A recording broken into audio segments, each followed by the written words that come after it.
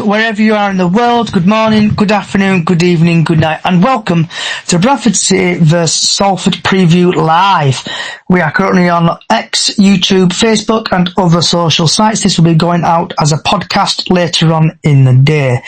So in today's podcast, where we were talking about the post-match Grimsby game, the pre-match Salford game, the score predictions, the weather forecast, and also everybody's favourite feature, what caused absolute uproar last week because I forgot to mention it, what's on your plate. So today, I am joined by, hopefully they can hear me, Bubbles, DJ Lee, and Robbie. Hello, hello. Hello. And Lee should be here as well. Oh, he's having technical issues. Great start to Friday afternoon. Right, so let's get rid of the horrible part, the Grimsby game. What was your thoughts on the Grimsby game, Miss Bubbles? I watched it on TV. Me and Dan did his own commentary because it didn't work.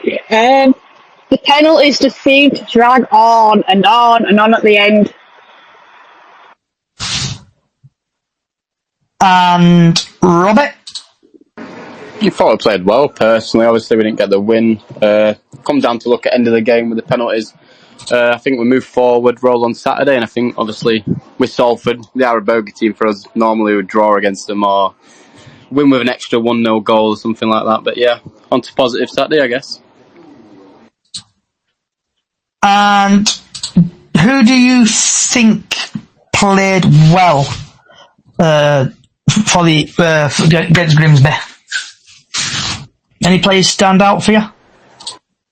Patterson for me, checking back. Okay, and Miss Diane? Now, I can't even flipping work my phone today. Hello. Hello. I watched it on telly and it kept freezing on me. But it were alright game. My dad even watched it. And my dad says, "Where's your captain always taking stuff?" Like penalties, free kicks, corners. And that's my dad. So, play were alright. Okay, and Lee, what about your thoughts on the game? Our biggest shock of my life when I saw what he'd selected to play against Grimsby. Like I said in comments, that's my prediction gone. Just could see how it were going to go. I thought we obviously played okay in the first half. We had quite a lot of shots. We just didn't finish that game. And I'm going to save the second part for chat about, vent about, and shout about. So, moving on now to the Bradford City vs Salford preview. So the game tomorrow is at 3 p.m. UK time. This game is not live on Sky Plus. It's available though on, I think, Bantams TV for international audiences. So live from the University of Bradford City Stadium. The referee is Jeff Atrium, if I'm pronouncing that name correctly. And in 2024-25 season, he's only had one appearance so far in the EFL Cup. He's dished out 2 yellow cards, no second yellows, no reds, and no penalties.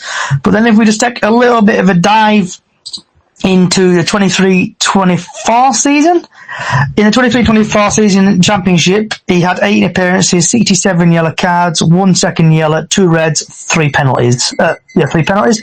In League 1, he's had 4 appearances, 15 yellow cards, 1 second yellow, no reds, no penalties. In League 2, he's had 2 appearances, 10 yellow cards, no second yellows, no reds, 1 penalty. FA Cup, he's had 1 appearance, 1 second yellow, no second yellows, no reds, no penalties. And in the EFL Cup, he had 1 appearance, 7 yellow cards, no second yellows, no reds, no penalties. Altogether, in the 2023-2024 season, he had 26 appearances, 100 yellow cards, 2 second yellows, 2 reds, and 4 penalties. So, just quickly jotting over now to FootMod. About the match, Bradford City is playing a home game against Salford at University Stadium, 3 o'clock kickoff. Basically, the lineup's not predictable. Typical. So, a bit of insight. Bradford are ranked 5 goals scored per match, 2 goals. Haven't kept a clean sheet in 7 matches, unbeaten in 4 home games. Salford are ranked 16 in goals conceded per match, 2 goals. Haven't scored in their last 3 matches. Haven't kept a clean sheet in 5 matches. And then now heading over to the Telegraph and Argos, the Simon Parker article. The possible Bradford City lineup, and I do apologise if I absolutely butcher these names correctly. I am typically like the Merson of Sky Sports. I cannot say names for Jack. So we've got Walker, Baldwin, Byrne, Kelly, Halliday, Smallwood, Wright, Savak, Patterson, Cav, Andy Cook, with subs with young Sarson, who hopefully is going to debut, Jamie Walker, Adar, Poynton, Shepherd, Doyle. The leading scorer for Bradford City in the 2023-2024 season was Andy Cook with 19. League position in 2023-24 9th. The last 4 games, we've drawn against Grimby in the Cup, but then lost. MK Dons won 2-1. Newport 4-1. Barrow 2-1. Team news: Vidal is ruled out after suffering concussion in the Carabao Cup in midweek. Graham Alexander is likely to revert to the team that started against MK Dons. Now, onto the Salford team is Jones, Olpart, Till,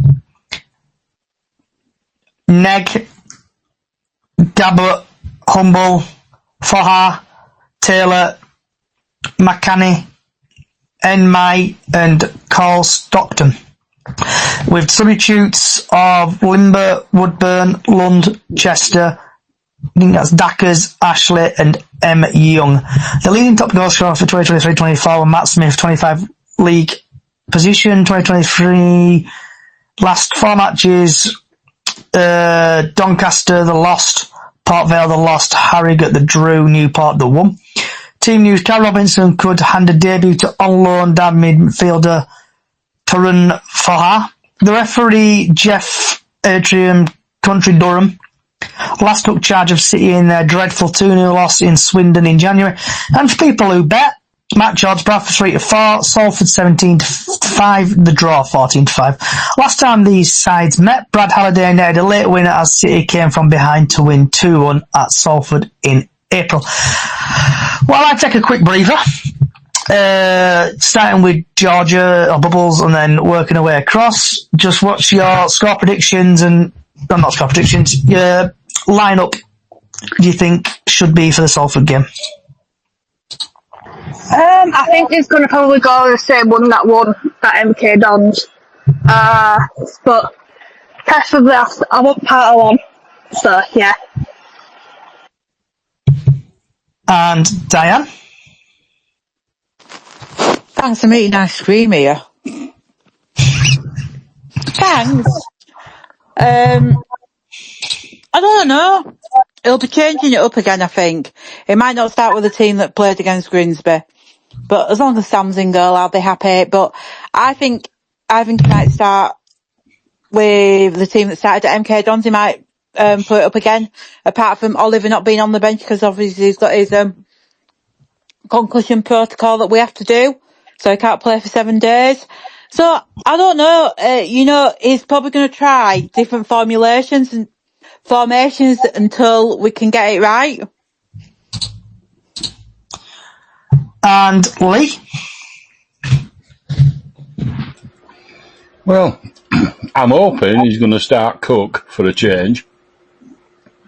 You can't say, can you, with Alexander with any certainty what he's going to pick. Hopefully he's going to pick his best side, and he should have sorted that out by now. We've had all those pre-season games. Underwhelming as they were, he must have some idea now. I'm going to go, well, did you say score predictions now? No, we'll do that next. Alright, I'll leave it till then. Yeah. And Robbie? Probably same lineup as MK Dons. Obviously, strong first half, second half, obviously not so good. I think Tariq Wright left wing back's an issue at the moment, so I think maybe replace him for Richardson, see what Richardson does. I think he played well against Grimsby, but yeah, I'll probably go same team as obviously we versed MK. Okay, and I hope we do start the same team, But my gripe is with Mr. Smallwood after the penalty miss he did. He needs to come off the corners and free kicks.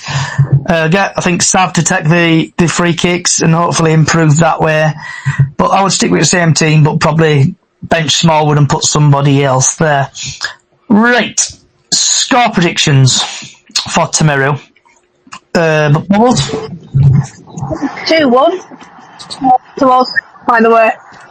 Are we getting any goal scorers off you, or are you not risking it for a biscuit? I don't know, because I'm on my way home at the minute. Alright. Diane? 2-0. Any goal scorers off you? I'm going to say, I know I can't say Sam. I'm going to say Cookie and Bobby Poynton. Okay. DJ Lee? Yeah. I'm going to go 2-0. I'm going to be nice and positive. I'm going to say Cook's going to get both of them because I don't think he's been right happy with himself after the last 2 games. So, come on, City. And last but not least, Robbie. Same as Lee, I'm going to go with 2-0. I'm going to think Cav, I think he'll show up at home, and Kieran Kelly from a corner. Okay. So after seeing Salford, did Salford get battered last week? Anyone know what the Salford score was last week? I'll go on my Sky Sports app. In my mind, I'm thinking it was like 3-0 or something that they lost, but I bet it won't, were it? What did they lose by? Saturday. League 2. They lost 2-0 to Port Vale. Yeah, so they lost 2-0 against Port Vale Saturday, and then Tuesday. Did they play Tuesday? Or did they play... Yeah, so they lost against Doncaster in the Cup 2-0, and then in the league game they lost 2-0 against Port Vale. Alright, so I think Bradford are going to probably... I'm going to say 3-0. And I'm going to go Andy Cook, Poynton, and...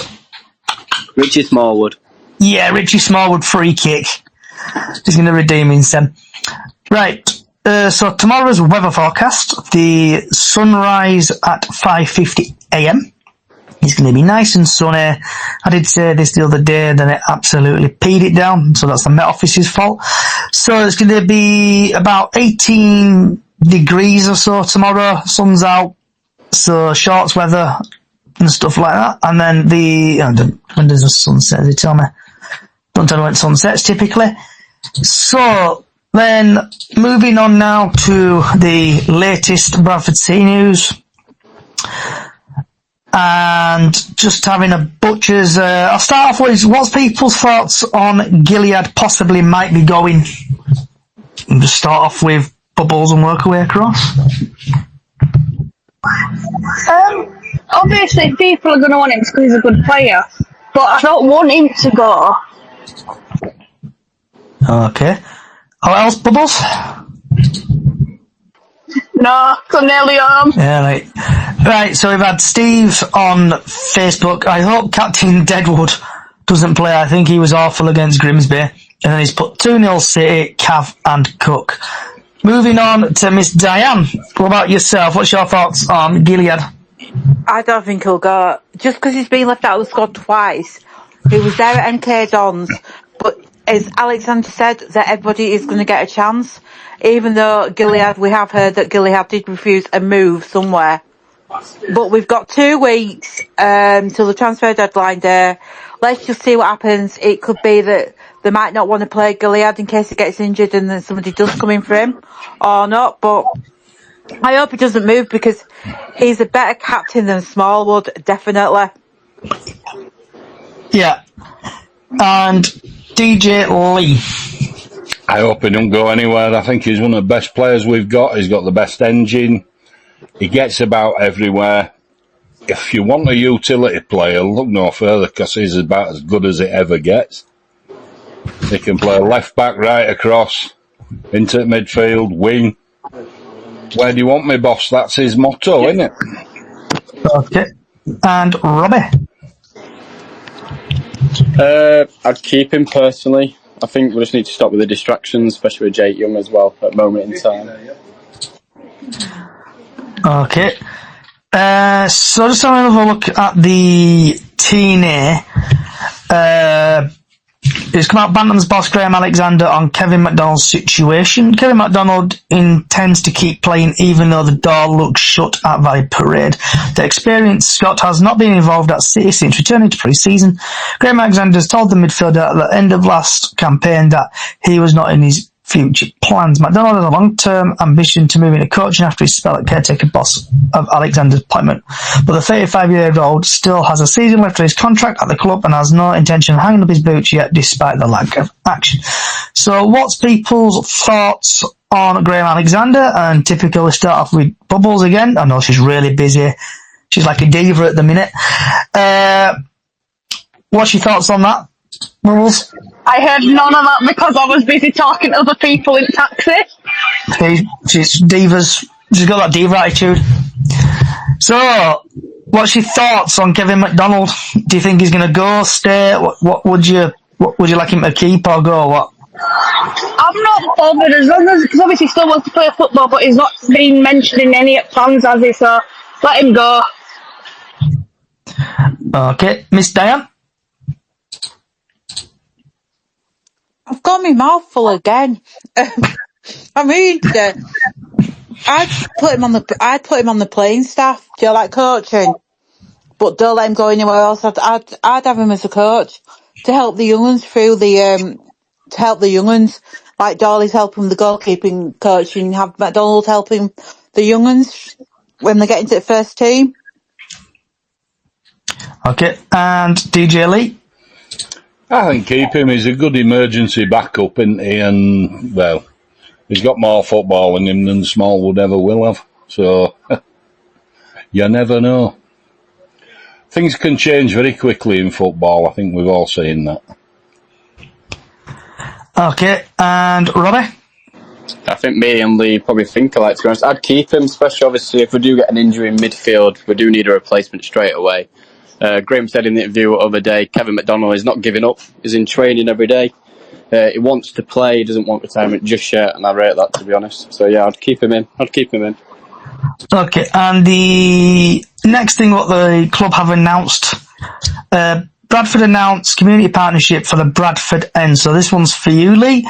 So the Bradford End at Valley Parade will be known as the TL Dallas Community Stand this season. The partnership between the sponsors and City Community Foundation will see the stand behind the goal house for schools, local community groups and junior club who capitalise on the foundation community ticket scheme. The ticket scheme allows organisations to watch games for discount for young fans and also low income backgrounds and typically non-supporting communities. So what's people's thoughts on that? And we'll start off with Bubbles and work our way across. I think it's a good idea, but they'll end up changing their mind halfway through, I've got a feeling, because it's never open anyway. Diane?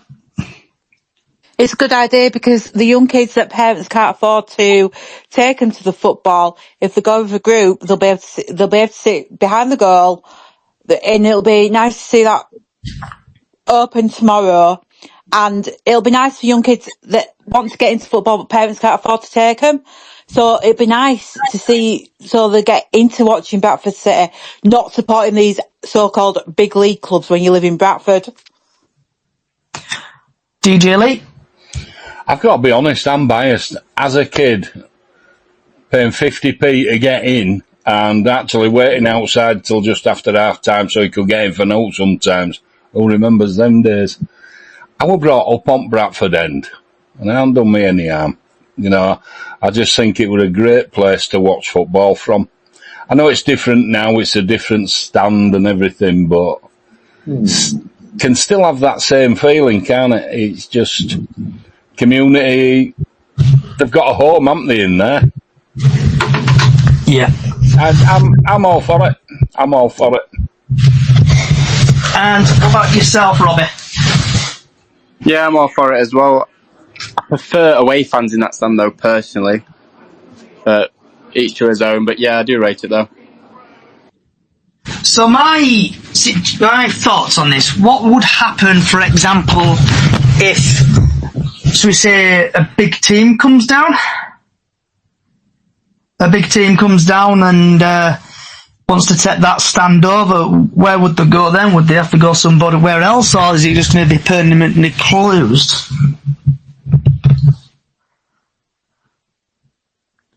Okay, right. Does anybody want to chat about, shout about, vent about anything?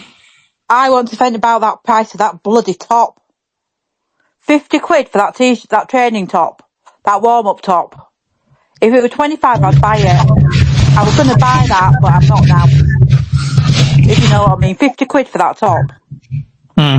They should have at least put it down to 25, and then people might buy it. People will buy it, but I'd rather buy the home shirt for 55 quid. At least I know that's fine, but 50 quid for that warm-up top, it's ridiculous for an adult side. And 40 for a kids.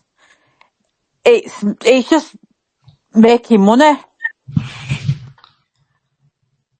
And Miss Bubbles? I have to say, Ador's corners on Tuesday were brilliant, if anybody else noticed. Okay, anything else, Bubbles? No, not really. Okay, DJ Lee, do you want to chat about, vent about, shout about anything? Not really, but on that shirt thing, I think it's just... They're trying to make a bit of extra profit out of it, aren't they? And we haven't seen that often down at Valley Parade for a while. A bit of profiteering.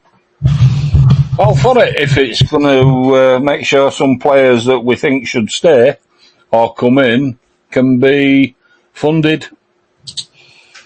I don't know what the sort of makeup is at the minute. They used to get a bit of money back from turnstiles and a bit of money from merchandise to help pay players' wages and staff wages.